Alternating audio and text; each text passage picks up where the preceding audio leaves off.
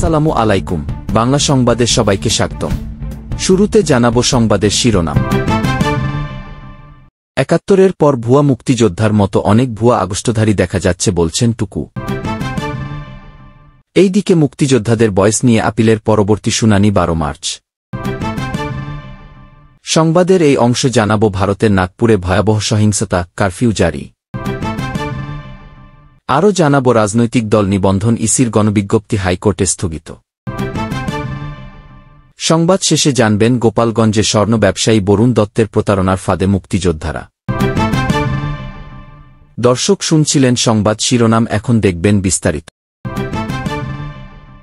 বিএনপির স্থায়ী কমিটির সদস্য ইকবাল হাসান মাহমুদ টুকু বলেছেন, ৭১ জীবনপণ যুদ্ধ করে যারা দেশকে হানাদার মুক্ত করে স্বাধীনতা ছিনিয়ে এনেছিল তারাই প্রকৃত মুক্তিযোদ্ধা।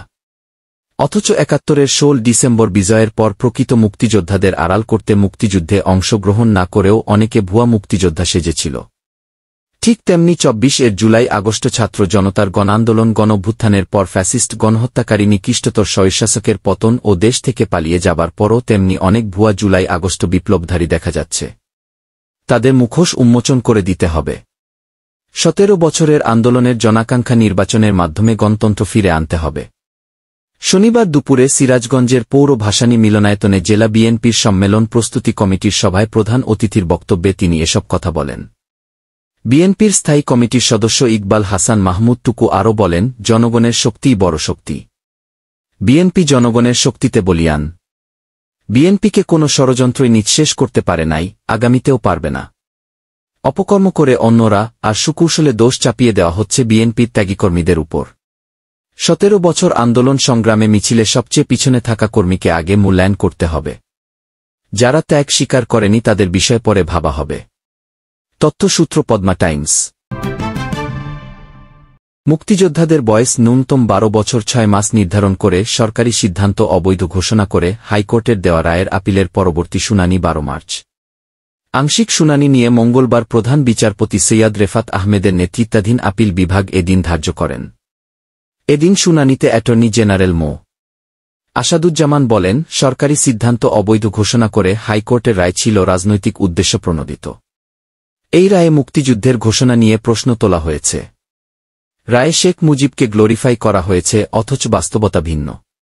২০১৫ সালের ২ সেপ্টেম্বর জারি করা একটি পরিপত্র পরবর্তীতে ২০১৬ সালের ১০ নভেম্বর মুক্তিযোদ্ধার সংজ্ঞা ও বয়স নির্ধারণ করে গেজেট আকারে প্রকাশ করা হয়।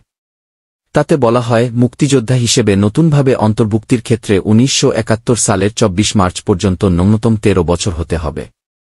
এরপর ২০১৮ সালের ৩১ জানুয়ারি আরেকটি গেজেটের মাধ্যমে ২০১৬ সালের ১০ নভেম্বর জারি করা গেজেটে বয়স প্রতিস্থাপন করে ১৯৭১ সালের ৩০ নভেম্বর পর্যন্ত মুক্তিযোদ্ধাদের ন্যূনতম বয়স ১২ বছর ৬ মাস করা হয়। এই দুটি গেজেট ও মুক্তিযোদ্ধার স্বীকৃতির ক্ষেত্রে মুক্তিযোদ্ধা কল্যাণ ট্রাস্ট আইন ২০১৮ এর ২-১১ ধারা অনুযায়ী সরকার কর্তৃক বয়সসীমা নির্ধারণের ধারার আংশিক চ্যালেঞ্জ করে ২০১৬, ১৭ ও ১৮ সালে মুক্তিযোদ্ধারা হাইকোর্টে পৃথক ১৫টি রিট আবেদন করেন। ওই ১৫টি রিট আবেদনের চূড়ান্ত শুনানি করে বিচারপতি শেখ হাসান আরিফ ও বিচারপতি রাজিক আল জলিলের হাইকোর্ট বেঞ্চ ২০১৯ সালের ১৯ মে ওই গেজেট ও পরিপত্র অবৈধ ঘোষণা করে রায় দেন। এ রায়ের বিরুদ্ধে রাষ্ট্র আপিল বিভাগে আসে। তথ্যসূত্র যুগান্তর। ভারতের মহারাষ্ট্রের নাগপুর শহরের বিভিন্ন এলাকায় সোমবার রাত থেকে ব্যাপক সংঘর্ষ হয়েছে। পাথর ছোড়াছুড়ি থেকে শুরু করে ডেকান ও গাড়িতে অগ্নিসংযোগের ঘটনাও ঘটেছে। পরিস্থিতি নিয়ন্ত্রণে আনতে পুলিশ কাঁদানে গ্যাসের শেল ব্যবহার করেছে। পরবর্তী সময়ে প্রশাসন কারফিউ জারি করেছে। সংবাদ সংস্থা পিটিআই জানিয়েছে, নাগপুর শহরের মহাল এলাকায় সোমবার সন্ধ্যায় সংঘর্ষ শুরু হয়। পুলিশের দিকেও ব্যাপক পাথর ছোড়া হয়। প্রাথমিকভাবে ৬ জন বেসামরিক নাগরিক ও ৩ জন পুলিশ অফিসার আহত হন বলে জানিয়েছে সংবাদ সংস্থাটি। এরপরে কোতোয়ালি আর গণেশপেট এলাকাতেও সংঘর্ষ ছড়ায়। হাজার খানেক মানুষ ব্যাপকভাবে পাথর ছোড়া, ভাঙচুর চালায়। দোকানপাট আর গাড়িতে আগুন দেওয়া হয়। মঙ্গলবার প্রায় ভররাত পর্যন্ত পুলিশ নানা এলাকায় চিরুনি তল্লাশি চালিয়ে ২০ জনকে আটক করেছিল। বেলা ১০টা নাগাদ মহারাষ্ট্রের স্বরাষ্ট্র দফতরের রাষ্ট্রমন্ত্রী যোগেশ কদম সংবাদ সংস্থা এনআইকে জানিয়েছেন, সহিংসতার কারণ এখনও খুঁজে বের করা যায়নি। এখনও পর্যন্ত ৪৭ জনকে আটক করা হয়েছে। মঙ্গলবার সকালে পরিস্থিতি অনেকটাই নিয়ন্ত্রণে আনা গেছে বলে পুলিশ জানিয়েছে। যদিও কারফিউ জারি আছে সেখানে। যে অঞ্চলে সংঘর্ষ ছড়িয়েছিল সেই মহাল অঞ্চল ছাড়া শহরের অন্যান্য এলাকায় জনজীবন স্বাভাবিকই আছে বলে স্থানীয় সাংবাদিকরা জানাচ্ছেন। তবে পুলিশ নাগরিকদের প্রতি আবেদন জানিয়েছে যাতে প্রয়োজন ছাড়া কেউ বাইরে না বের হন। যেসব এলাকায় সোমবার রাত থেকে সংঘর্ষ ছড়িয়েছে সেটি হিন্দু পুনরুত্থানবাদী সংগঠন রাষ্ট্রীয় স্বয়ংসেবক সংঘ বা আরএসএসের মূল কার্যালয়ের একেবারেই কাছে। আবার মুখ্যমন্ত্রী দেবেন্দ্র ফডনবিসের বাড়িও নাগপুরেই। তথ্যসূত্র ইত্তেফাক। নতুন রাজনৈতিক দল নিবন্ধনের জন্য নির্বাচন কমিশন ইসি যে গণবিজ্ঞপ্তি জারি করেছিল তা স্থগিত করেছেন হাইকোর্ট। একই সঙ্গে এই গণবিজ্ঞপ্তি কেন অবৈধ ঘোষণা করা হবে না তা জানতে চেয়ে রুল জারি করেছেন আদালত। মঙ্গলবার 18 মার্চ বিচারপতি আকরাম হোসেন চৌধুরী নেতৃত্বাধীন হাইকোর্ট এই আদেশ দেন। রাষ্ট্র সংস্কার আন্দোলনের প্রধান সমন্বয়ক ও সুপ্রিম কোর্টের আইনজীবী হাসনাত কাইয়ুম এ তথ্য জানিয়েছেন। রাষ্ট্র সংস্কার আন্দোলনের প্রধান সমন্বয়ক হাসনাত কাইয়ুম সোমবার 17 মার্চ হাইকোর্টের সংশ্লিষ্ট শাখায় এ সংক্রান্ত রিট দায়ের করেন। আদালতে রিটের পক্ষে শুনানি করেন অ্যাডভোকেট আবেদা গুলরুক। রিটে প্রধান নির্বাচন কমিশনার, নির্বাচন কমিশনের সচিব, নির্বাচন ব্যবস্থা সংস্কার কমিশনকে বিবাদী করা হয়েছে। এ বিষয়ে আইনজীবী হাসনাত কাইয়ুম সে সময় বলেন, রিটে আমরা কয়েকটি বিষয়কে চ্যালেঞ্জ করেছি। তার মধ্যে অন্যতম হল রাজনৈতিক দলের নিবন্ধনের জন্য ইসির আইনে বলা আছে, রাজনৈতিক দলের নিবন্ধনের জন্য কমপক্ষে 100 উপজেলা ও 22 জেলায় দলের কমিটি থাকতে হবে। কিন্তু পাহাড়ি জনসংখ্যা অধ্যুষিত 3 জেলায় উপজেলা আছে মাত্র 20টি। তাই পাহাড়ি জনগোষ্ঠী ইচ্ছা করলেও রাজনৈতিক দল গঠন করতে পারবে না, এমনকি আঞ্চলিক দলও গঠন করতে পারবে না। ইসির বর্তমান আইন অনুযায়ী পাহাড়ি জনগোষ্ঠীকে রাজনৈতিক দল গঠনের সুযোগ থেকে বঞ্চিত করা হয়েছে। তাই পাহাড়ি জনগোষ্ঠীর রাজনৈতিক দল গঠনের অধিকার থেকে বঞ্চিত হওয়া সহ আরও কয়েকটি বিষয় উল্লেখ করে এ রিট করা হয়েছে। এছাড়া রিটে ইসির গণবিজ্ঞপ্তি বাতিলের নির্দেশনা চাওয়া হয়েছে বলেও জানান তিনি। গত 10 মার্চ রাজনৈতিক দলের নিবন্ধনের জন্য গণবিজ্ঞপ্তি জারি করে নির্বাচন কমিশন। বিজ্ঞপ্তিতে আগামী 20 এপ্রিলের মধ্যে নিবন্ধন পেতে রাজনৈতিক দলগুলোকে আবেদন করার আহ্বান জানানো হয়েছে। তথ্যসূত্র যুগান্তর।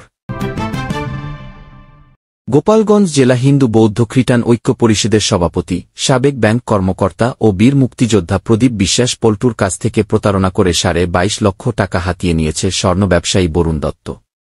আদালতের মামলা সূত্রে জানা যায়, বীর মুক্তিযোদ্ধা প্রদীপ কুমার বিশ্বাস পল্টুর কাছ থেকে চুক্তি মোতাবেক বরুণ দত্ত কর্তৃক পরিচালিত ইট ভাটা থেকে 16 চেম্বার ইট দেওয়ার কথা বলে 17 লক্ষ টাকা ও পরে আরও 5.5 লক্ষ টাকা ধার নেয়। পরবর্তীতে ইট ও টাকা কোনো কিছু প্রদীপ বিশ্বাসকে না দিয়ে প্রতারণাকের সব টাকা আত্মসাৎ করে স্বর্ণ ব্যবসায়ী বরুণ দত্ত। উপায়ন্ত না পেয়ে টাকার জন্য প্রদীপ বিশ্বাস পল্টু বিজ্ঞ আদালতে প্রতারকের বিরুদ্ধে মামলা করলে, যে কারণে জীবন নাশের হুমকিসহ বিভিন্ন সামাজিক যোগাযোগ মাধ্যমে তার বিরুদ্ধে মানহানিকর মন্তব্য করছে এই বরুণ দত্ত। বরুণ দত্ত গোপালগঞ্জ শহরের স্বর্ণপুত্রী এলাকার মাখন লাল দত্তের ছেলে। জানা যায়, এ ঘটনায় 24 সালের 11 ফেব্রুয়ারি গোপালগঞ্জ সদর থানায় সাধারণ ডায়েরি ও পরে অর্থ আত্মসাতের ঘটনায় বিজ্ঞ আদালতে একটি মামলা দায়ের করে ভুক্তভোগী বীর মুক্তিযোদ্ধা প্রদীপ বিশ্বাস পল্টু। বীর মুক্তিযোদ্ধা প্রদীপ বিশ্বাস পল্টু অভিযোগ করে বলেন, গোপালগঞ্জ সদর উপজেলার শাহাপুর ইউনিয়নের বড় ডোমরাসুর গ্রামে অবস্থিত মেসার্স ফুলমালা ব্রিক্স ভাড়া নিয়ে ইট পোড়ানো ও বিক্রি করার কথা জানায় আমাকে বরুণ দত্ত। সে একক মালিকানায় ভাটার 16 চেম্বার ইট যাহা 2,40,000 পাকা ইট বিক্রি করার চুক্তিমানা করে 2017 সালের 16 জুলাই আমার কাছ থেকে নগদ 17 লক্ষ টাকা নেয় বরুণ দত্ত। আমাকে ইট না দিয়ে গোপনে সব ইট বিক্রি করে দেয় বরুণ দত্ত। পরে আমাকে ইট দিবে বলে তালবাহানা করতে থাকে। এর মধ্যে 2024 সালের 15 ডিসেম্বর আবার আমার কাছ থেকে বিপদের কথা বলে 5.5 লক্ষ টাকা ধার নেয়। আমার টাকা না দিয়ে তালবাহানা করতে থাকে এবং টাকা নেওয়ার কথা অস্বীকার করে। পরে নিরুপায় হয়ে আমি আদালতে মামলা করি। মামলা করার পর থেকে সন্ত্রাসী বাহিনী নিয়ে আমাকে প্রাণ নাশের হুমকি দিয়ে আসছে এবং বিভিন্ন সামাজিকভাবে প্রতিপন্ন করছে। আমি প্রশাসনের কাছে আমার 22.5 লক্ষ টাকা ফেরত সহ প্রতারক বরুণ দত্তের আইনানুগ বিচার দাবি করছি। এ ব্যাপারে বরুণ দত্ত বলেন, আমি শাহাপুর ইউনিয়নে মেসার্স ফুলমালা ব্রিক্স ভাড়া নিয়ে নগদ 60 লক্ষ টাকা ও স্ত্রীর গহনা এবং ধার করে আরও 60 লক্ষ টাকা মোট 1,20 লক্ষ টাকা দিয়ে ব্যবসা শুরু করি। প্রথম 2 বছর লোকসান করলে পরে আমার থেকে ইট ভাটার পূর্বের মালিক মিহির বল আমাকে আর ইট ভাটার চুক্তির মেয়াদ বাড়ায় নাই। মিহির বল ও প্রদীপ বিশ্বাস পল্টু 2 জন আমার শহরের স্বর্ণের দোকানে আসত। সেভাবে আমি পল্টু বিশ্বাসকে চিনি। পরে পল্টু বিশ্বাসের সাথে ভালো সম্পর্ক হওয়ায় আমার ম্যানেজার হিসাবেও কাজ করেছেন আমার সাথে। তিনি চুক্তিনামা সম্পর্কে আরও বলেন, তিনি 16 চেম্বার ইটের যে চুক্তিনামা করেছে, তিনি যদি আমার কাছে টাকা পায় তাহলে সামাজিকভাবে বসুক। হিসাব করে তিনি টাকা পাবে নাকি আমি পাব সেটা হিসাব করে নিক। এছাড়াও মিহির বলের বিরুদ্ধে আমি মামলা করে রায় পেয়েছি, সে সকল অরিজিনাল কাগজপত্র তিনি আটকিয়ে রাখেন। আমার দাবি পল্টু বিশ্বাস সামাজিকভাবে বসে এগুলো মীমাংসা করুক। তথ্যসূত্র ইনকিলাব।